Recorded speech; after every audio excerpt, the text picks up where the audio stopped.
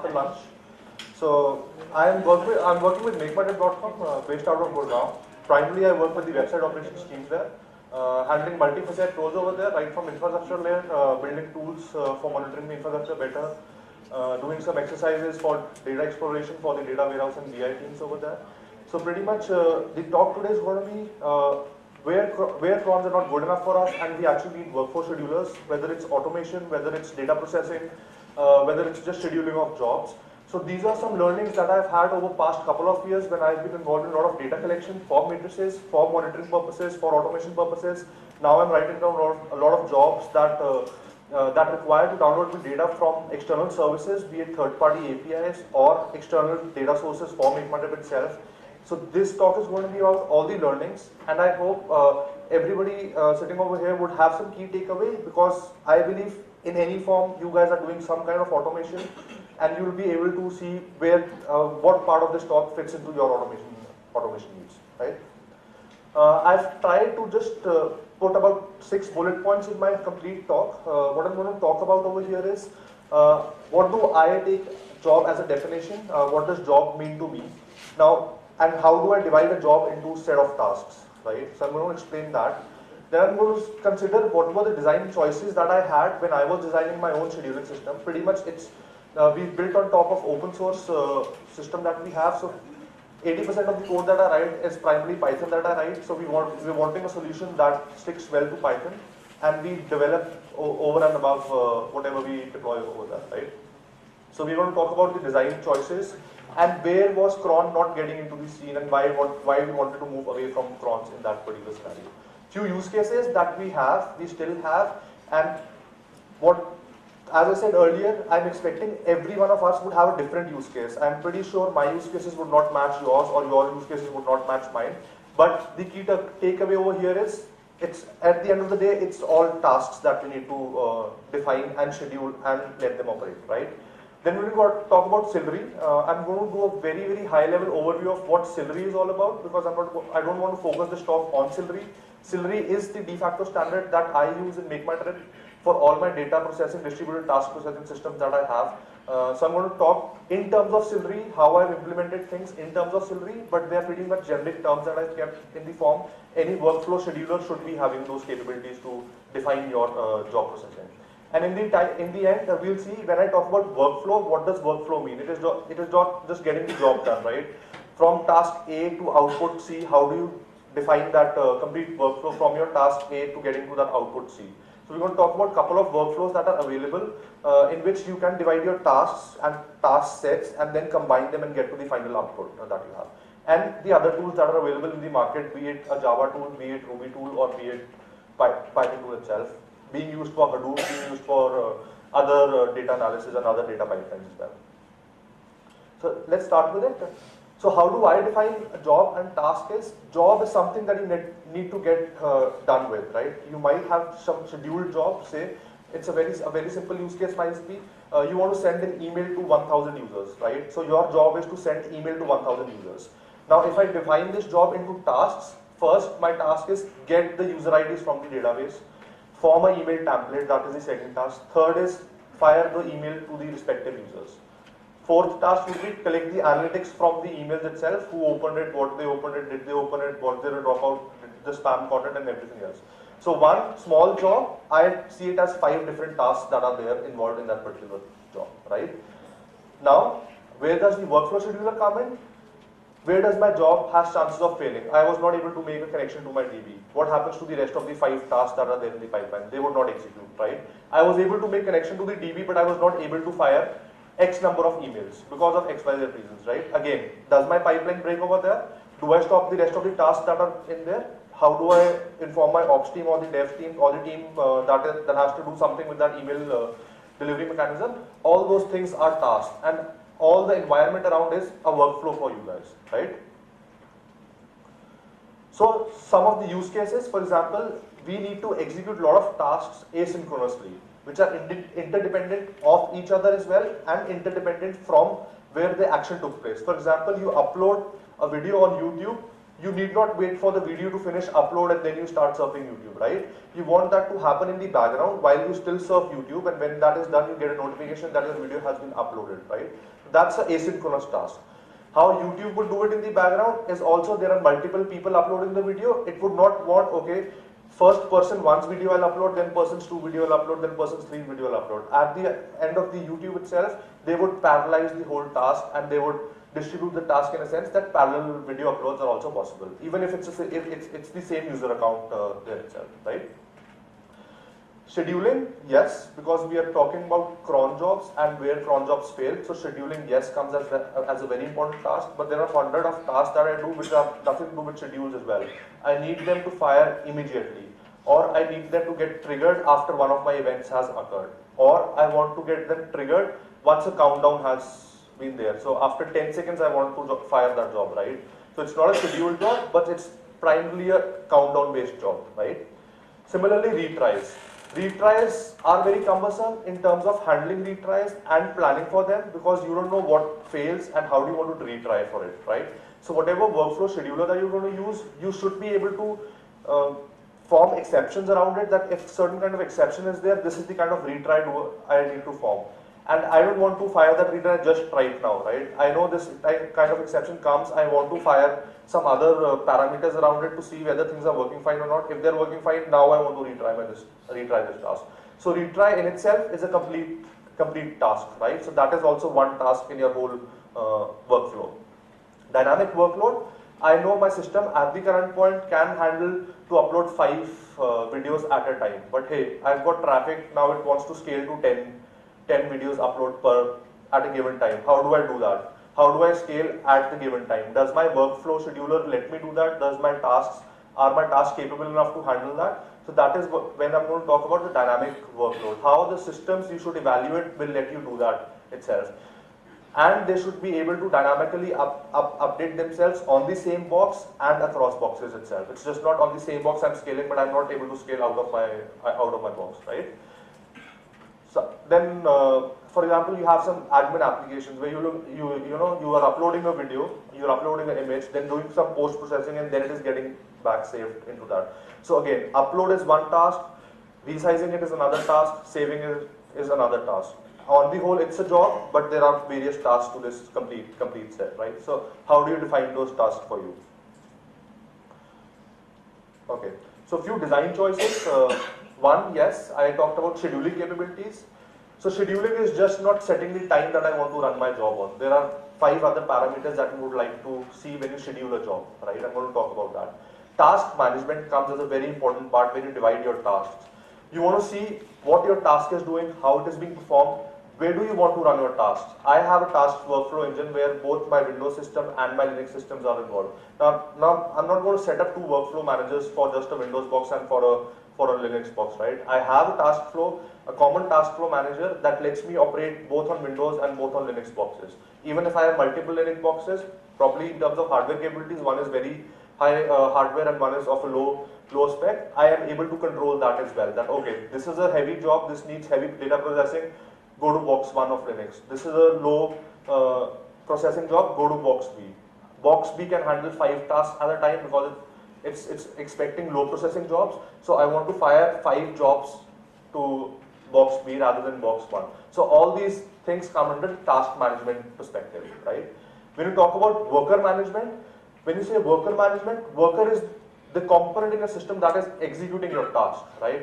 You should have all eyes on your worker. When I say eyes, you should have all the monitoring aspects on your worker.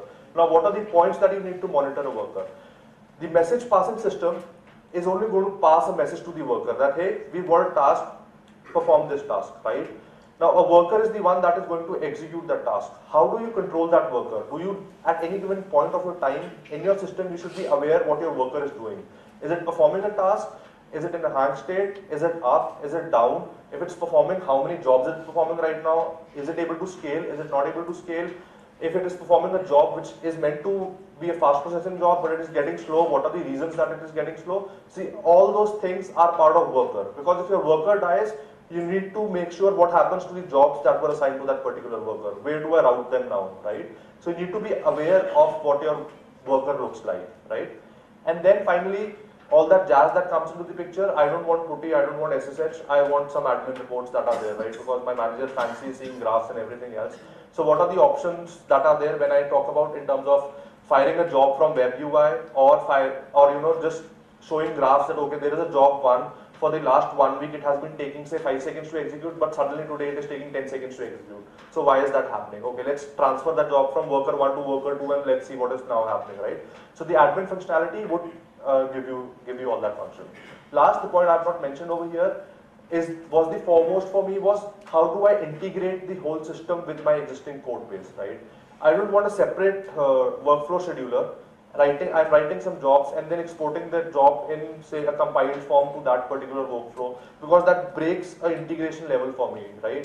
What I wanted was I have written the code, there has to be some scheduler available for me using APIs or directly accessing the layers of that particular workflow. I can integrate that workflow within my code base itself, right? So Silvery, that is why a lot of choices were available when we talk about Silvery. So these are the scheduling capabilities that I was talking about. So yes, cron-based syntax, we're all familiar with that. I am comfortable writing cron jobs and the scheduling system for cron jobs. So I'm pretty much, that's the first thing I would go to while scheduling a particular job, okay? If not, we want humanized form of scheduling the jobs, right? I want this to execute every Monday. I want this to get executed during the 10th hour of a Monday. I want it to get executed if job 1 has executed on Tuesday and stuff like that. So that is a humanized form of defining jobs. Again, this should be pluggable in the terms. You should not be wanting to go to the system back again and changing the interval via UI or anything else. It should be programmatically available at your disposal.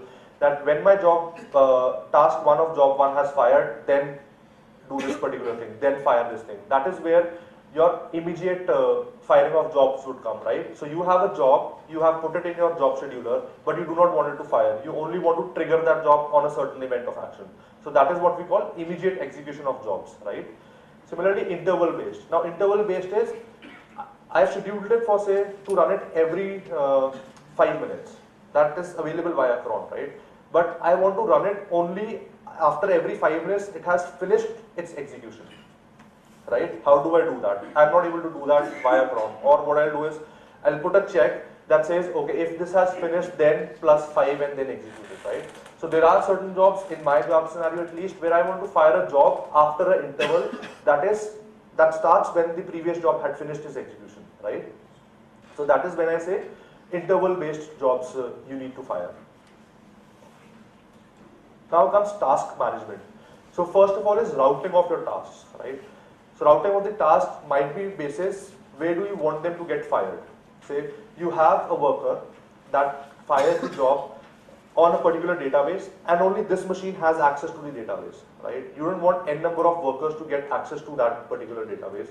So what you'll do is you'll ask your task scheduler to flow this task to the worker that has the permission to that. Now, how do you flow that? I'll talk how do I particularly do in Silvery, but you can get back and check with your workflow schedulers how would you do in that sense, right? So Silvery is pretty much a message-based system. It reads a message queue. We use RabbitMQ to read the messages. Whenever I want to execute a task, I flow that task on the message queue and the worker picks it up. Now, worker 1 knows I have to pick up all the DB related stuff. So I will point a queue that is mapped to DB to this particular worker. So for example, I would name my queue DB queue, and all the tasks that I'm sending, I will only flow on the DB queue. This worker is only reading the DB queue. It will pick up those tasks and fire those tasks. All the other workers have nothing to do with DB queue. They will not pick up those messages, right? So this is how you route your messages in terms of Silvery at least. So for example, I know worker 2 is a heavy box for me. I want all the data processing and long jobs to be run on worker 2. So I would route them over there. But you might run into a lock situation where, okay, you are sending 10, a job takes 5 minutes to execute, now you're sending 10 jobs to that worker 2. How will that worker 2 handle that particular job, right? So you can again configure it in the sense, you say, I know worker 2 is only able to handle 10 jobs per hour, so I will set a limit of jobs that it can receive from the queue itself. So even if your queue is flowing with a lot of jobs, the worker will not receive it because I've put an inherent limit on that you will only execute 10 jobs. Until you're done with 10 jobs, do not accept any further jobs from your from your queue, right? So all your task management should be able to handle all these scenarios. Retries, as I told you, retries, you need to form exceptions. I know if I'm unable to connect to the HTTP URL, I want to retry it, but make sure that HTTP is up. Retry it 5 times, then only send me an alert, or then only do some post corrective measures that I've defined in the workflow itself. Time limits, when I say time limits, retry it for 5 seconds. If you're unable to do it, trigger an alert. Kill the job, because I don't want the other jobs to suffer because you are not able to do that, right? When I say that, because I know all my jobs are HTTP based jobs, my HTTP URL is down. So I know that all the jobs flowing in will not be able to make to that particular scenario because the HTTP URL is down, right? So I would say, I would use a hard limit. Okay, I know worker 1, you are to handle all the HTTP jobs for this particular URL. Now that URL is down, so I would put a hard limit to that box and say worker down. Worker 1 is not accepting any more jobs because I've run into a raised exception issue that says the HTTP URL is not accessible, right? So in that sense, I'm not executing all the jobs because they run into the same scenario of not getting connected to that particular HTTP URL, right? So again, that comes into task management. What happens to the tasks that were there in the queue now? What has happened to them? How do you take control of them back again, right? Similarly, task state management. You have sent your task. When you say click the button on the website, you have sent the task. Now there are various states in your task itself. Task has been sent, task has been received, task has been retried, task has been revoked, it is successful, it is partial failed, it has been revoked forever, right? So there are so many states of a particular task itself, and you need to have control on all of them. When I say control, at least you should have some form of measurement on what did my task do, right? At least once when you test your complete system in and out, you should be knowing that this is the state of task that it usually goes into while getting executed. It should never, once in a while it's okay if it is going into the retry mode. But again and again, if you're seeing your task is into a retry mode, that means there's some problem with your task itself, right? So this is what I mean by task management. And when you say control is at any given point of time, you should be able to pause your task, kill your task, or delete your task from the repository itself, right? Unless until these things are possible via your schedulers or the workflow management system that you're using, you really need to think about them once again. Worker management. So now comes the part, I have flowed in a task, the task has reached that particular worker. How do I manage my worker better, right? Now when I say how do I manage my worker better, I'm talking about, can I start my worker? Can I stop my worker? Yes, these are the basic essential facilities that any worker would give you. But can I do a cold shutdown on it? Can I do a warm shutdown on it? When I say that, what I mean is there are 5 tasks pending for that worker. Do I want to bring it down immediately and reroute those tasks to somewhere else, or I don't care about those tasks, just bring it down, or wait for the task to finish, don't accept new tasks, finish those tasks and then go to a shutdown mode, right? So this is one of the basic methods that you can see. Then you would talk about what are worker inspections, right? How is it executing the task? What time is it taking? And anything else that is related to that particular worker itself, right? When you talk about time limits, I've talked about soft limits and hard limits. Both they apply on the worker itself. They would never get applied on the task layer. So you know that worker 1 always has a soft limit, a global limit of soft limit that says 10 seconds, a hard limit of say 15 seconds that apply to any task that is flowing. When I talked about limits in tasks, I was talking about a particular task, irrespective which worker is it flowing on, right? So these are the time limits that you need to see how you can configure them. Auto scale and scale out. So I know this box is able to handle say 8 instances of the same worker, but currently I'm running 3 instances of my worker. I want to configure a variable that says if this variable hits a particular value, scale, right? Reach to your maximum limit, and once it's done, come back to your original configuration that you had. So your system should be able to let you do all these things. That is when the sense of workflow schedulers will come into the picture, right? Broadcasting of messages is another very important feature. When I say command and control, you have a command and control, say that this is your admin panel for your workflow scheduler. This should be able to send message to each and every worker across. It is not a task, it's just a message saying, okay, any worker having more than 8 tasks, shut down, right? Or all the workers report me back with your ping. So these are all broadcast functions that are there. So your command and control should be able to execute these commands to your workers in a remote fashion. So these are some snapshots from the UI that we have. So this is the UI where I can go and schedule a job from the web itself. So I need to enter the name of the job, I need to schedule it. Schedule is in form of interval or in form of cron. Then I can add the arguments there itself. Sorry. Then I can add arguments here also. And I can set expire time also, that okay, this is the time when you're done. After Monday 25th November, you need not execute ever again. So this is when I say this is your expiry time, right? This is how I monitor my workers. So again, these are 7 workers that I have, right, running at a concurrency level of 4. So these are actually 7 boxes, and each box has these many instances of the workers running, right? I am assigned to these queues. So whenever a message would come to any of those queues, any of the workers reading to that particular queue would read that message and execute that, right?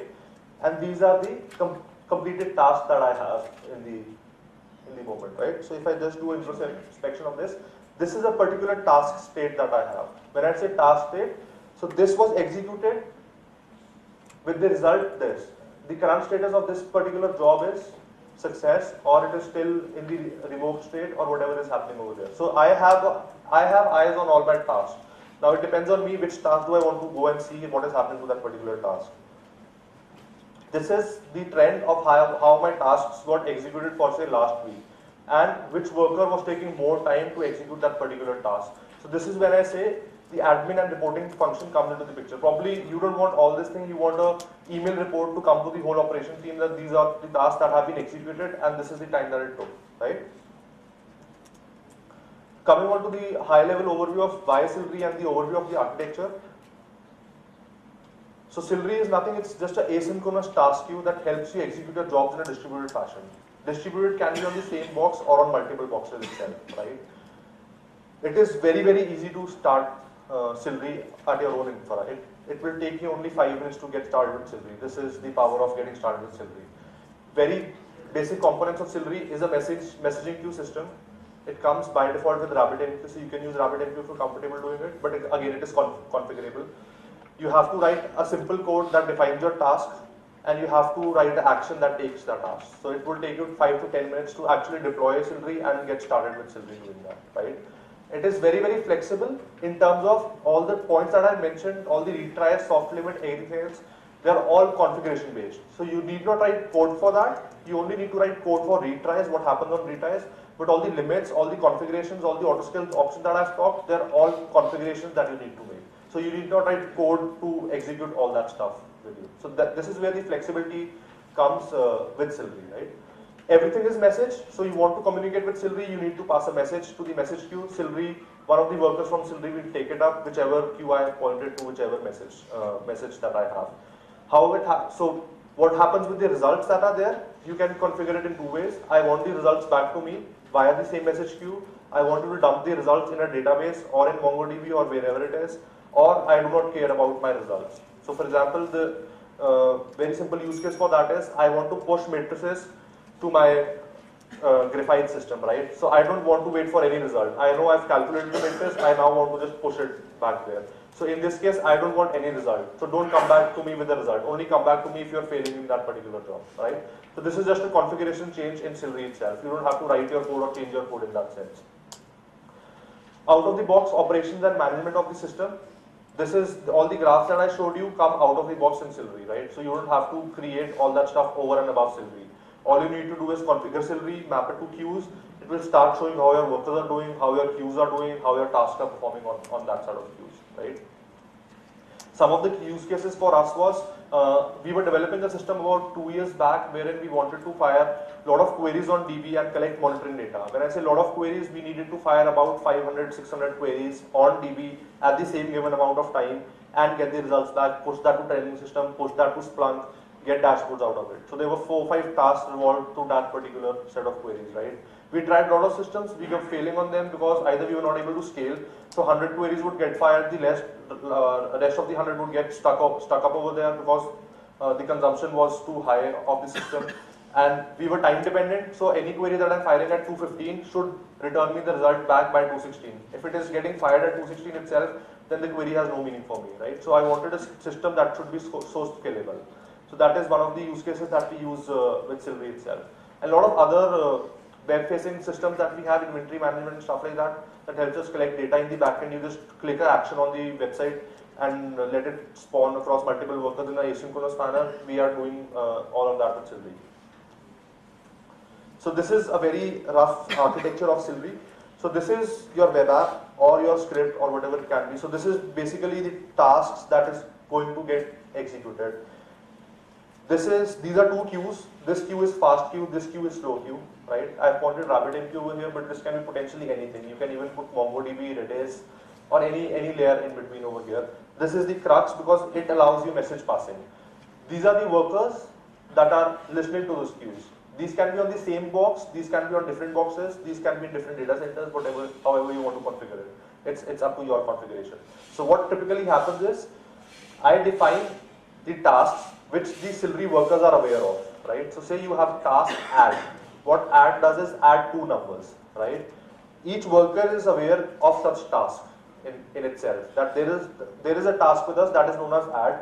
Now let us all read the message queue. Whenever the task add gets executed, one of add 2,2. Now I can see a.result or a.status and stuff like that. So now I can access that back on my UI or whatever it is. If I don't care about the result, I would just say push it in DB or push it wherever you are. It will not flow me any result. It will just flow me the status that your job has been completed, right? So is this a multi-broker setup or is this two queues within the same broker? So you will have one broker, so one RabbitMQ instance with multiple queues into it. So this is what I talked about, types of workflows, right? So type of workflow means task A, comma task B, comma task C. Now what do I want to do? I want to execute task A and then task B and then task C. It's a simple chaining mechanism, right? But I want to flow the output of task A as an input to task B and output of task A and task B combined as an input to task C, right? So this is my workflow. How do I do that? So first form is chains. So chains is like whatever, so add is my function. Now I'm chaining the add function. What I'm doing is, first of all, I'm passing two arguments to add, 2, 2, right? Now I want, whenever this task gets executed again, I want the output of first execution to be taken as the input to this, right? So now what I'll do is, I'll chain task add as task 1, add two numbers, pipe its output and say, now you take the input, whatever the output was there from the previous input, right? So I will only pass add argument of 4. So now my output will be 6. So this is called chaining of tasks, where one output of first task is the input of another task, right? So this is called chaining in workflows. So if you have tasks that define output to be taken as input, you would look at a chain workflow. Groups, you do not consider what has happened to the previous task. I have not considered how has happened, what is the task state, or what is the output of that particular task. I have given you 4 tasks, fire them parallelly and do whatever you want to do with the results, right? So that is known as group of tasks.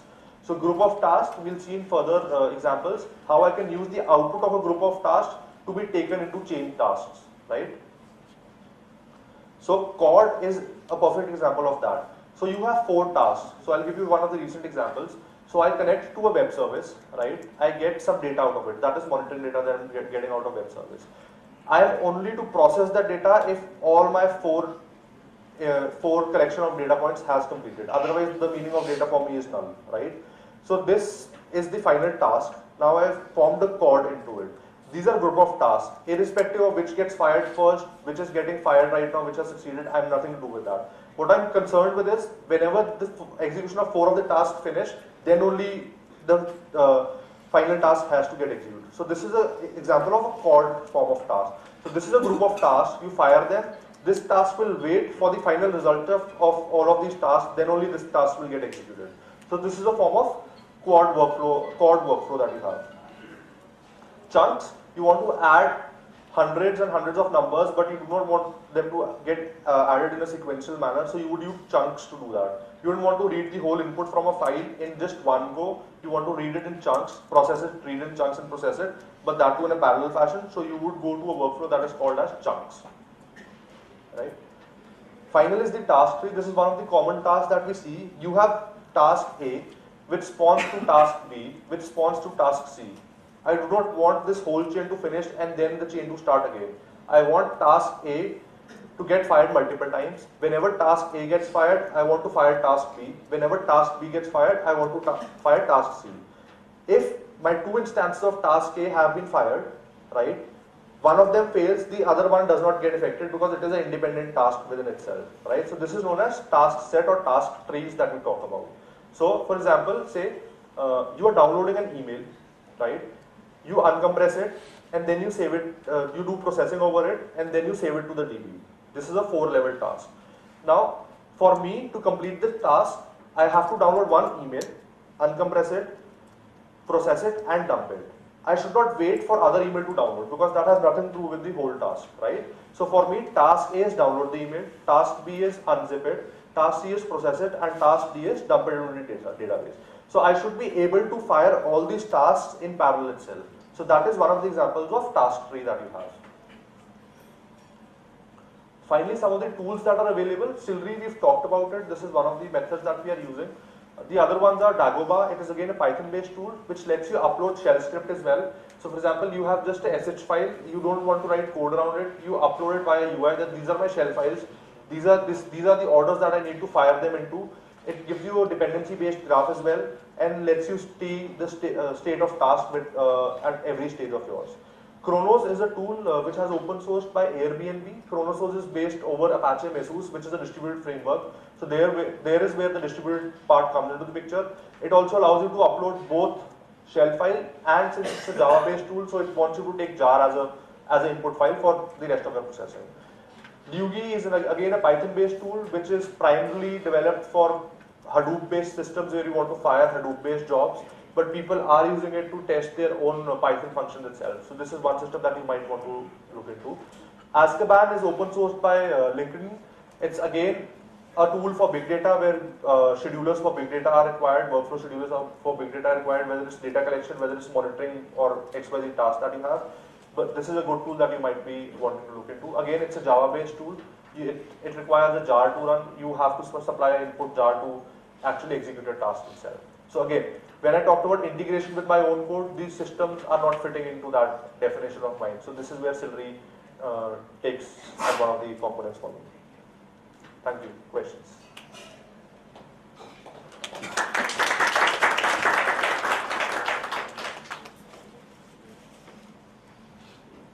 I think we pretty much done this. Thank you. How about the logs when they, whenever a process fails or runs successfully? Do you get the logs in Celery? Yes. So there are multiple methods to it. First of all, you can set up so the message queue will accept your message, right? If you have not defined what happens to the message after it's been executed or failed, the message queue will not get anything. It will just say task received. Now there are Silri camps. I'll just reframe my question. Okay. So let's say at the end of the day, one of my tasks did not run. Right. Like I was expecting at night, 2 AM, something will happen, I'll get a result in the morning. Right. How do I go back and debug? Right, I'm coming to that only. So, because the log footprints are going to be very high, this is why the default system puts it as off, right? So there is something known as capture events in Silri itself. Okay. So when you start the Silri instance, you have to explicitly say, start capturing the events also after every 2 seconds.